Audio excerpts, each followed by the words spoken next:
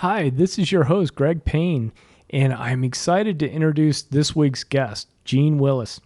Jeanne has been writing children's books since about the age 5 and has a bug collection and is interested in all sorts of creepy crawly kind of animals, especially animals that transform from different phases, right? That would start out as a caterpillar and then become moths or butterflies or tadpoles that become frogs. So she and my wife Karen would definitely be very close and fast friends if I could ever get those two together. Now, Jeanne has been inspired and encouraged by her grandfather to start writing and storytelling at a very young age. You guys are going to just really love the connection that Jeanne has with her grandfather and the stories that she has about that special relationship. So do me a favor, lace up those walking shoes if you're heading out for a walk, or grab yourself a beverage and join Jeanne and I for an awesome conversation.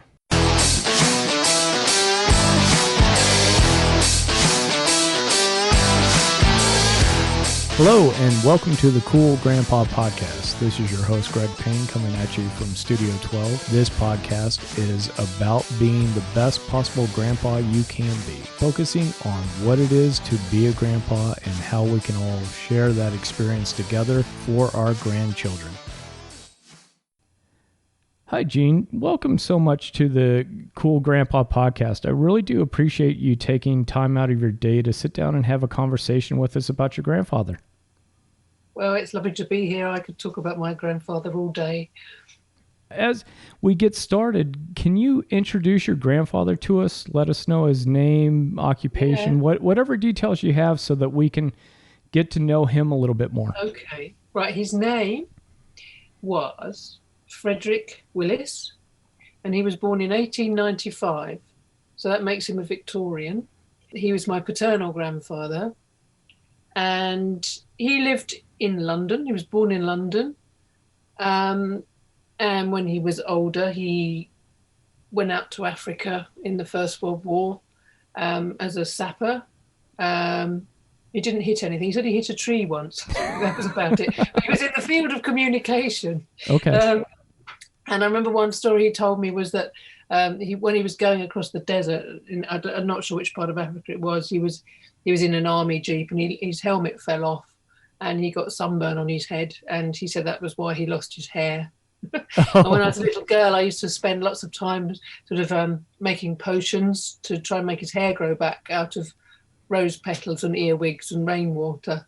And I used to sort of pour that on his head, and he'd never complained. It didn't work. And when it didn't work, I just used to polish him with a handkerchief. So yeah, that was him.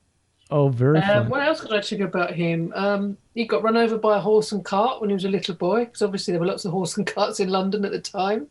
Right. But yeah, he was fine. And he worked for the post office, and I was his favourite, it has to be said. Everybody else adored my sister because she was so petite and cute and could do lovely sort of sewing and lovely feminine things. And I was more of a tomboy, I suppose.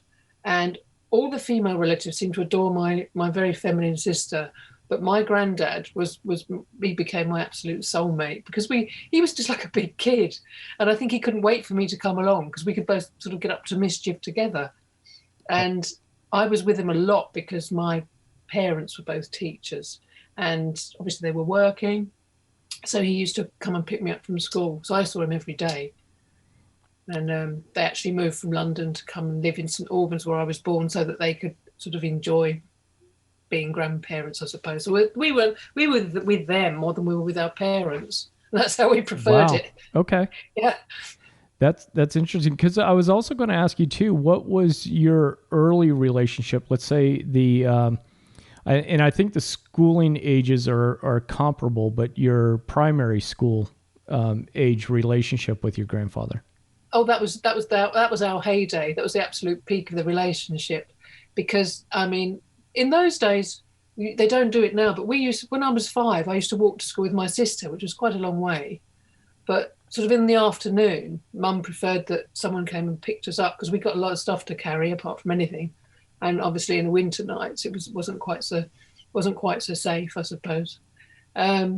and he used to come and pick me up, and I wrote a book about that and some poems to sort of encapsulate all those years. And the thing about it was he used to come and pick me up with sweets in his pockets. And he was just like a magnet for all the other children. And I used to get so angry. And I said, why can't you get your own granddad? You know, because, you know, I thought, these are my sweets. This is my granddad. Just back off. Right, right. He's got two hands, one for me, one for my sister. Go away. But yeah, he was like the Pied Piper. Kids follow him everywhere. Oh, that's wonderful. And then, you know, it had to make you feel a little bit like, to your point, you had mentioned that you were a little bit of the center of the world for him to an extent. Yeah, I think I was. The other thing we used to do when he used to pick me up from school, which is where I got my love of metamorphosis and caterpillars and butterflies. He used to come up to the school with a jam jar, because there was a big tree outside the school, and it would be dripping with these beautiful caterpillars, which they almost looked like sweets. They were so brightly coloured. They were red, yellow and blue stripes, obviously very attractive to kids.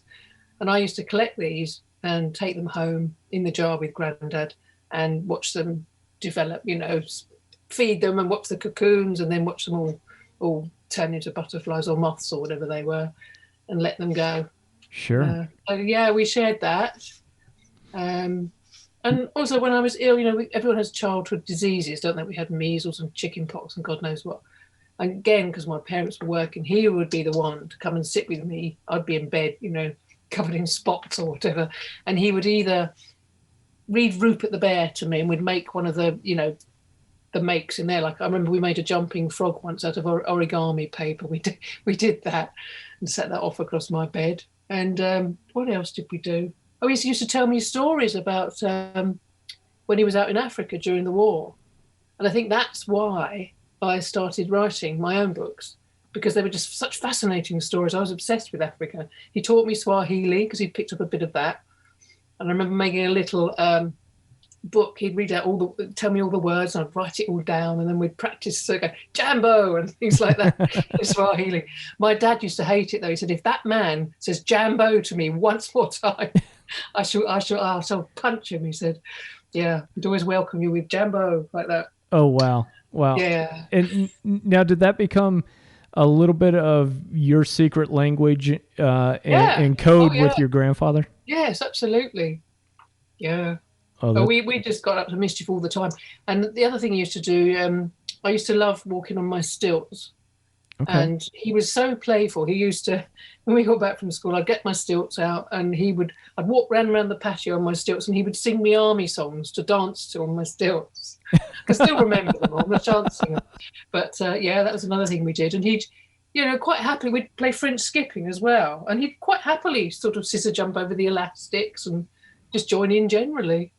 Okay. I can just imagine, you know, you as a little girl on the stilts singing army songs, which, you know, and they weren't inappropriate, I promise. Right. No, I was going to say, you know, a lot of army songs are not necessarily the most appropriate for a young girl or a young boy at that point. Well, actually, now you come to think of it, there was one called Army Duff, and maybe it was a bit rude. I know it went Army Duff, was it soldiers don't get half enough, sailors do, because they're dressed in navy blue.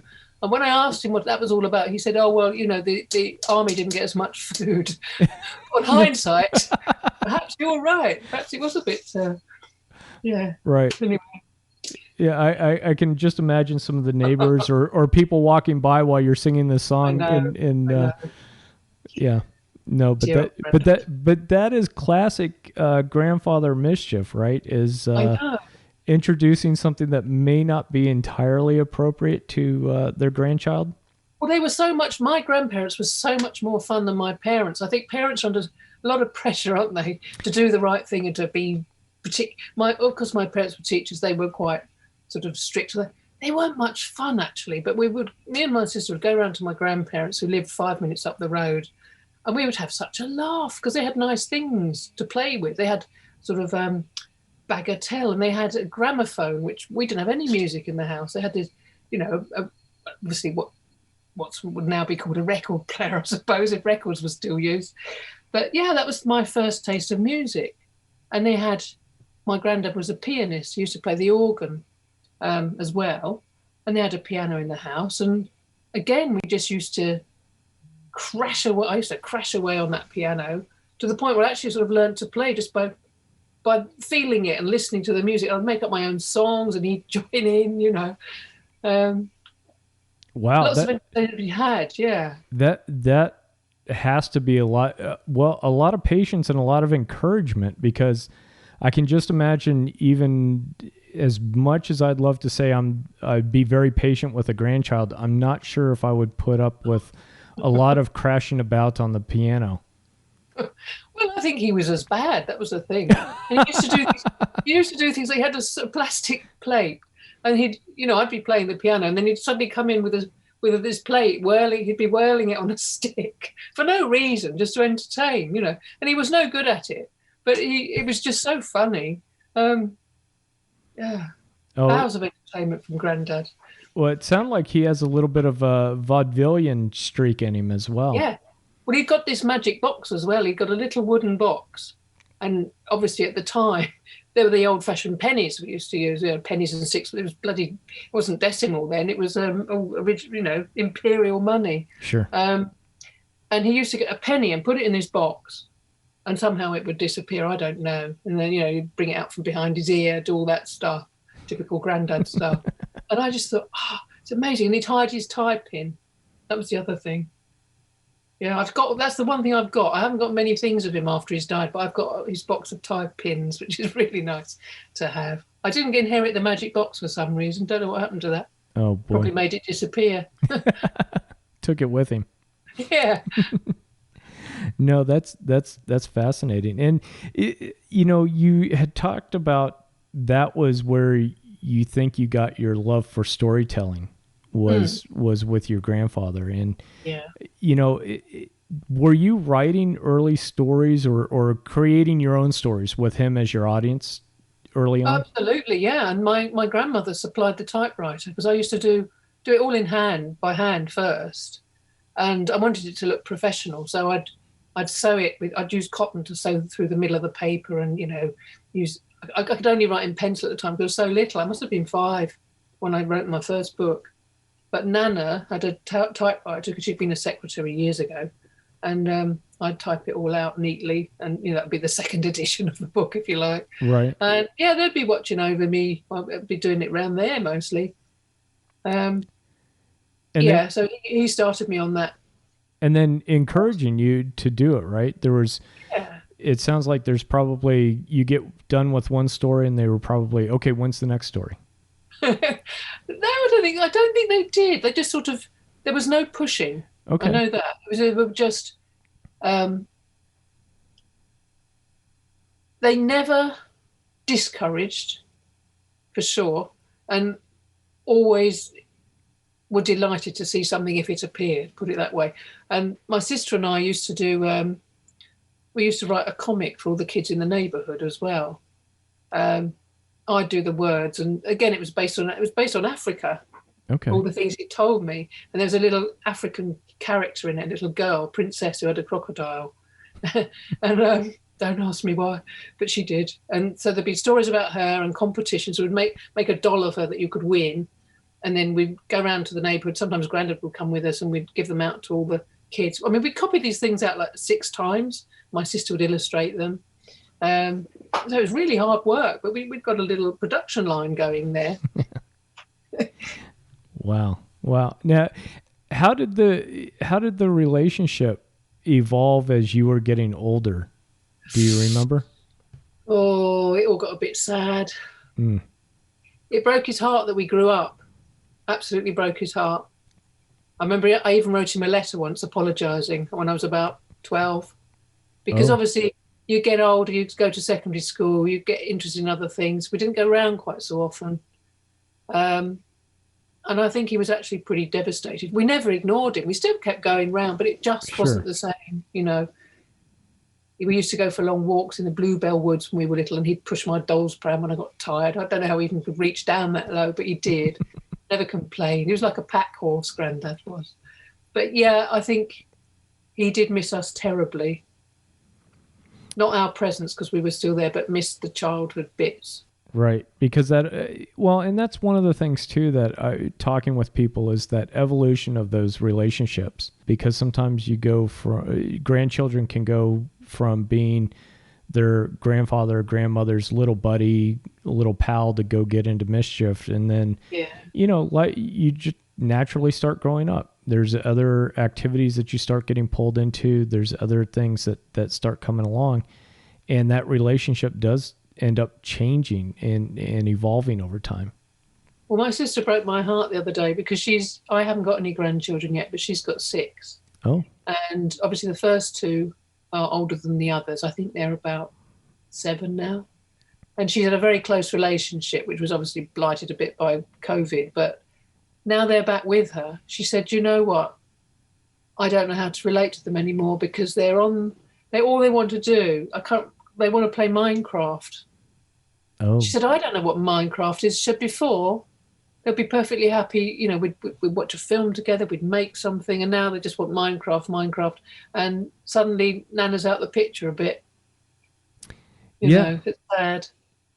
Yeah, that is one of the things that I know a lot of grandparents are struggling with is the amount of screen time and the amount when even the grandkids come to visit and they're always on an iPad or a phone or they're more interested in like a Minecraft game, or it used to be, I think Angry Birds was a big one a few years ago. And, not necessarily bad things, but at the same time, the engagement between the two has gone down, and it's a little bit trickier to figure that out. We have to, I think as older grandparents and parents, figuring out those activities where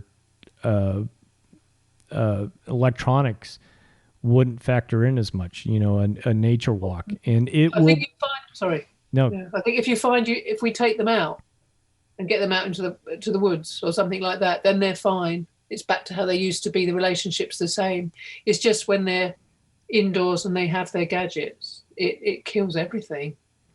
No, absolutely. And it's something that, I think we have to adjust a little bit to that life now with the gadgets, but then also being smart about being able to do things that can pull kids away from those and have those relationships, because I think it would be a much poorer world if children today grow up and who knows, 30, 40 years down the road, trying to have the same conversation about, tell us about your grandparents.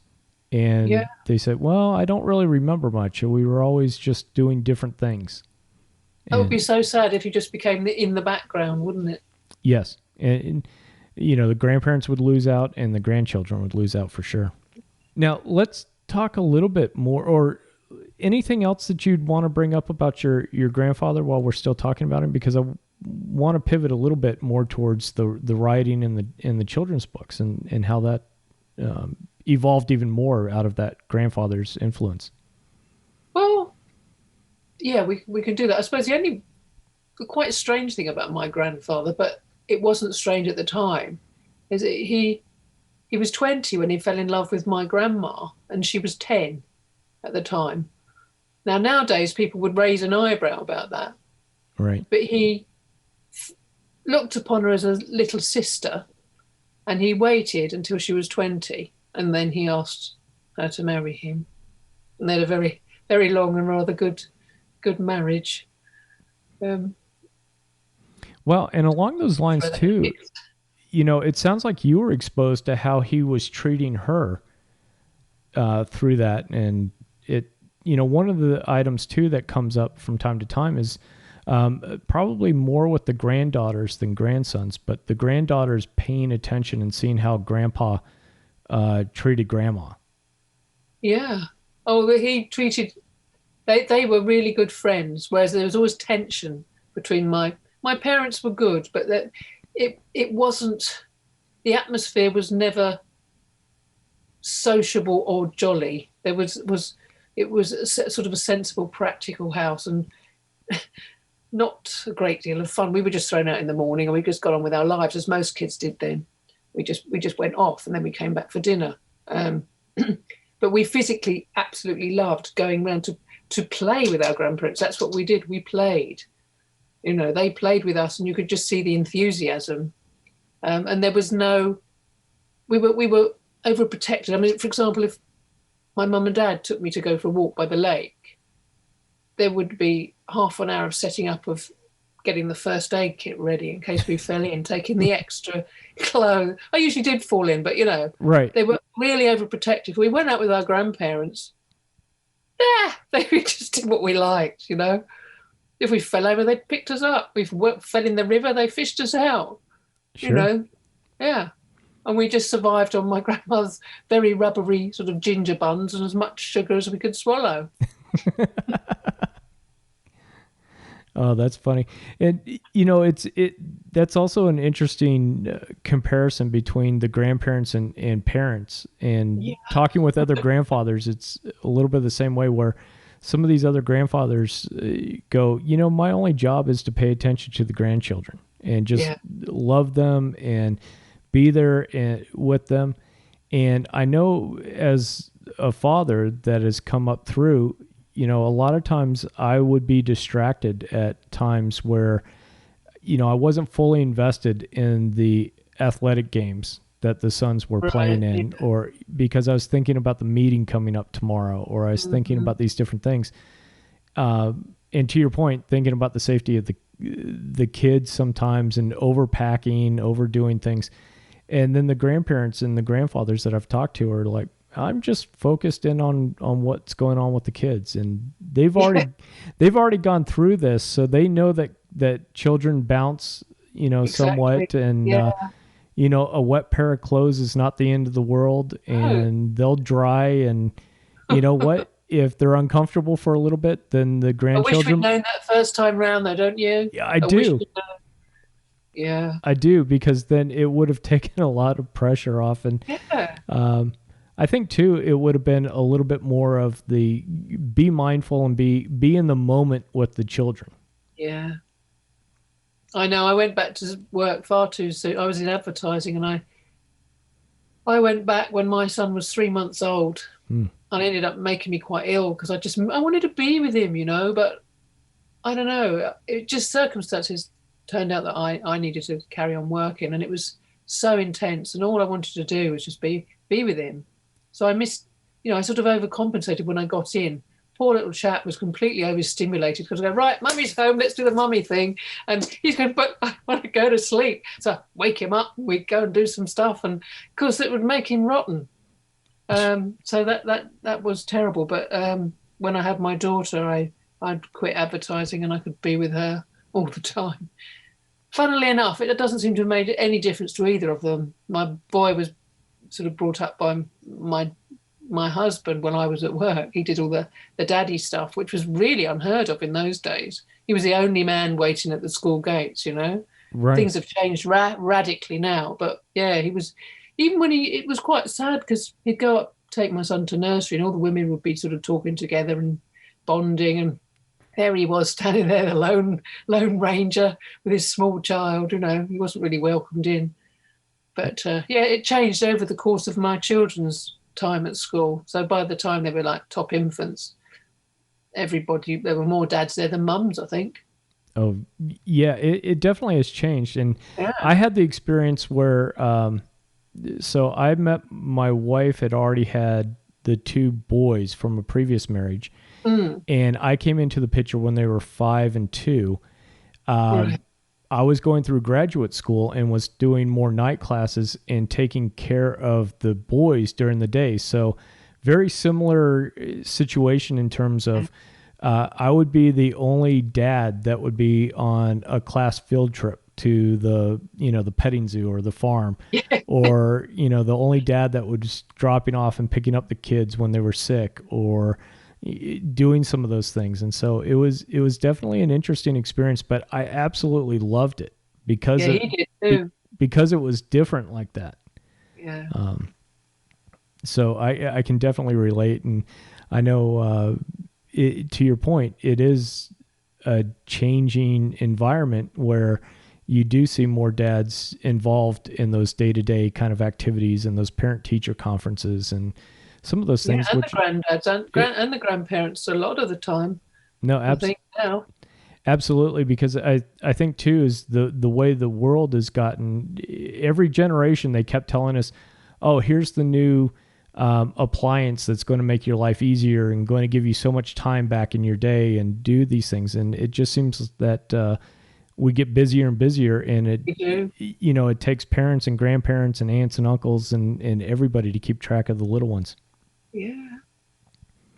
So now with your writing, and we talked about it a little bit, that you had started doing your stories when you were even 5 years old.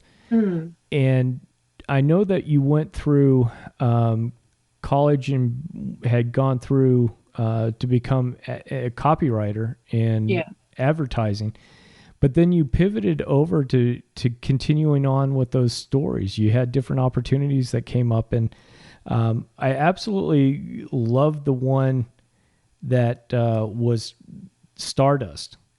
And when I read the synopsis on that one, and we'll be sure to put links to these things so folks can find them. Yeah. But if you talk a little bit more about that influence that your grandfather even carried on through your professional work and your writings. Oh yeah, I mean, he with Stardust was one in a long line of books where he's appeared. And the weird thing is that sometimes I've written stories and read them back and realized that he's crept in without me even knowing it. There's a character, I think, well, there he is again, But with Stardust, it was pretty sort of autobiographical, because I was, as I sort of mentioned to you, a bit jealous of my very dainty, pretty sister. And the story was just about that, really, having somebody who championed me, And I think it's important to have one person in your family at least who's rooting for you. And he always did. And that's what the story was about. And although I didn't get to be an astronaut, thank God, because I hate flying. Nevertheless, that was the message, really.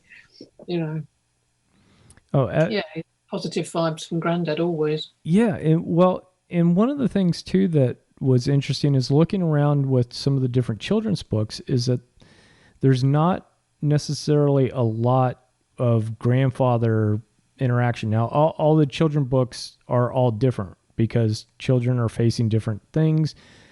Stories have to relate. I mean, you're trying to relate to a 4-year-old. So 4-year-olds love tractors and pigs and farm animals and things like that. But, when it does come to having characters with family in it, you don't see a lot with the grandfathers in there.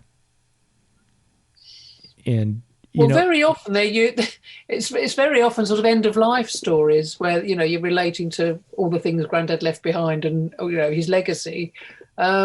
You're right, actually. There aren't a great deal that I can think of offhand. They're usually animal versions of a grandpa as well. There's quite a lot of grandmas, aren't there? Right. I'm not sure why that is. I think picture books tend to go in fashion, don't they, the themes of them? And at the moment, it's very much all about you can be whoever you like, I think. And obviously gender is really strong at the moment. Diversity. Right. I think in the past there was more about grandparents. They were often featured. Yeah, and and it's not to say that these things are good or bad or whatever. It's just interesting to watch how some of the characters and some of the evolution of some of the stories go. But I absolutely love the fact that, and it's important for grandparents to be hearing that message that, your grandchildren need a champion, and they can never have too many. So that's the other part of it too, is that just because their mom and dads are proud of them and show up at all the sporting events and the school recitals and things like that, grandparents play a huge role in that champion part of that relationship, and should be mindful of that. And it's not just that, obviously, because grandparents are, by their very nature older, they can fascinate the children with things that their parents don't know. The past is a very precious place. And I think grandparents are the guardians of it, aren't they, really? Now, I think there must have been things that my grandparents told me that they never told their children, their own children. Yeah, it Well, was only interesting because it was in the past, I suppose. right. And the other thing too, like we had talked about, is that parents are so wrapped up in the day to day. Yeah, We need to go pick groceries. We need to have the, appliances fixed. We need to do these different things, that taking that moment to share about what the grandparents went through, or, yeah, what's going on in the day. And some of those conversations are ones where grandparents have that insight to share about, right? Because oh, definitely. because the Yes, parents. I think when you're gonna be seeing your grandchildren, you're going to put everything aside, aren't you? Pretty much, you know how precious they are and how quickly they're going to grow up. So you're not going to waste time, taking phone calls from work or anything like that. Even if you are still a working grandparent, as most of us are these days. Um, no, if I had them, I'd just drop everything and just thoroughly enjoy them for all they were worth, because it's so short, isn't it? It is. You lost them by 9, I would say, easily. Yes, as far as definitely being the little child goes, and Mm. it's different once, to your point, when they start hitting that middle school, high school in the States, that hitting those teen years, everything changes a little bit more. And Yeah. they're Well, your peers become everything then, don't they? they I, do. uh, I remember a heartbreaking moment actually when Granddad did come to pick me up from school. And I think I was in the top of the juniors, so that would have made me 10, about to turn 11. And I wanted to walk with my best friend. And I was really embarrassed that he would come to pick me up. And we walked really fast in a cruel way, so he couldn't catch up with us.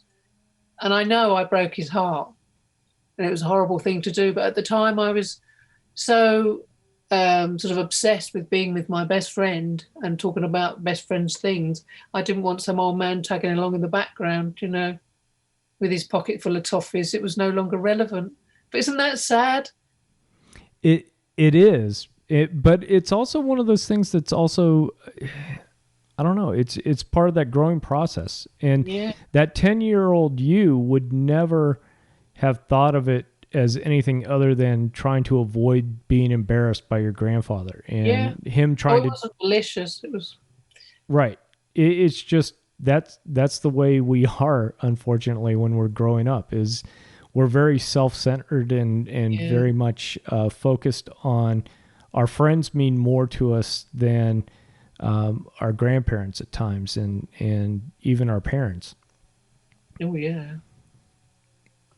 But I think grandparents have got to also understand those changes coming along as well, and that the relationship will evolve. That's I've got a grandson that's turning 3 years old, Mm. and he's now, they signed him up for toddler soccer, which over here I Okay. think is more of a play date where they throw a Yeah. soccer ball in the middle of the kids. So there's not a lot more than just him and a bunch of other 3-year-olds running around. But Yeah. I can also start to picture now that within 9 years, he'll be 12 years old, and we'll be at that point where, when I show up to the toddler soccer game, he's not going to immediately run over to give me No. hugs. He's going to be, focused on his friends and focused on the sport and doing those things. And so it's tough, but it's also acknowledging that, that's the way that life goes sometimes. And so that relationship has got to change and evolve at times as well. Yeah, you can understand, but it doesn't stop you crying, does it? No, no, You can no. understand as much as you want. Yeah. Well, that was That's similar. when you get a dog. Yeah, we've got as the boys have moved out of the house and gone on with their own lives, we've had a couple of dogs, and a little beagle named Roxy. That is so very much like a child that I don't know if we can legitimately call ourselves empty nesters. How old were your kids when they left home? They started leaving home at 18, 19 years old. Yeah. So I've got a situation where I'm in Atlanta, Georgia. My sister and a lot of family are in Virginia, which is approximately 500 miles away. So the boys, as they graduated high school, would go and live with my sister, work at her company for a little bit, saving money for school and in a mission trip later. And so they were away from us, but they weren't fully on their own. And then the oldest one married at about 25 or so, and then the youngest one close to the same age. This is how I know I'm getting old. I don't remember exactly off the top of my head how old they were when they got married. But nobody seems to get married here now. They're not getting married. I mean, my son is 30. He's been away, went to university, then he went to Beijing, but now he's come home. And I mean, he's 30 years old now, and I don't know if he's ever going. I don't mind. No. Well, in my boys' case, I think the girls had more to say with that than the boys did. There were some cases of my oldest son sharing that his girlfriend was stopping by jewelry stores quite a bit and was doing some different things. And my wife Karen is saying, RJ, that's a clue. Because he was like, I don't know if she does or doesn't. And she was like, okay, I'm going to tell you something. As a woman, this is a big clue. I wonder if they get married a bit earlier in America than they do here now. I don't know for sure what the age group is. I think it has gotten older, meaning I think a lot of Americans, if I had to guess, would be late 20s, early 30s now versus about the same then. Yeah. Versus how I know probably with us how it used to be where it was more early to mid 20s. Yeah. Tended to be. Well, it's property, isn't it? They can't afford the property here. It's just crazy that they stay. Right. That's a big part of it too. And then I think too is that there's not the push for getting married, similar to, I think, as we were growing up, right? Because it wasn't, talking about grandparents, it wasn't, if you went and had meals with your grandparents and you were in your mid to late 20s, it would be, okay, so when are you getting married? Do you have a special guy in your relationship? Do you have a special girl? What's going on? Yeah. There was some of that was happening with us. So as we wrap this up, Jeanne, is there anything else that you can think of during this conversation about grandparents and your grandfather in particular that you would like to share? Oh, well, not really, except what I've sort of intimated anyway, is that he was just my mentor and my absolute soulmate. And I think if it hadn't been for him, one, I wouldn't have been a writer. And also, I think I'd have been a very different person, because he sort of lit up my days as a child, basically. And if he hadn't been there, well, it would have been really dull, I think. Right. I wouldn't have had the courage to do half the things I did because I wouldn't have believed in myself.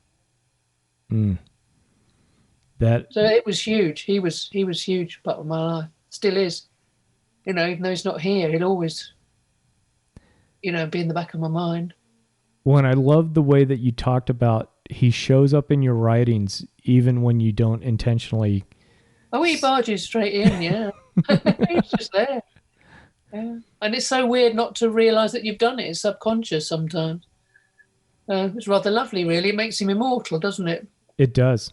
Yeah. It does. And it really testifies about how much love you had for him and that bond between the two of you. Oh, it was wonderful. Well, Jeanne, where can people find you and connect with you? I'm certainly going to put a link to your website and to the Stardust book. But where else could people? Not really. I don't really do social media because I don't want to get trolled.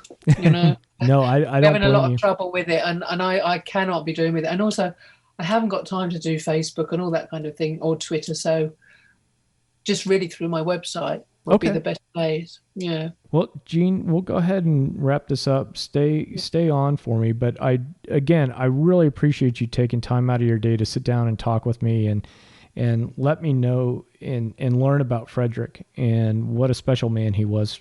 Well, it's been a joy talking about him, so thanks for the opportunity.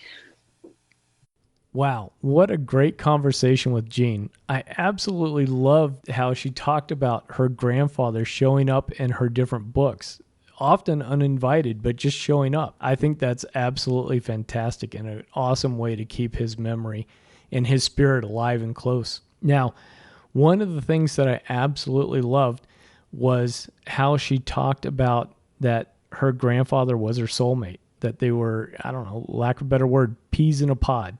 They were that close. It was really touching to hear about how he was encouraging the bug collections and that he was encouraging the writing and was encouraging some of the mischief, as well as we got down to maybe a slightly inappropriate Army song that was taught to a granddaughter a long time ago. So I thought that was fantastic.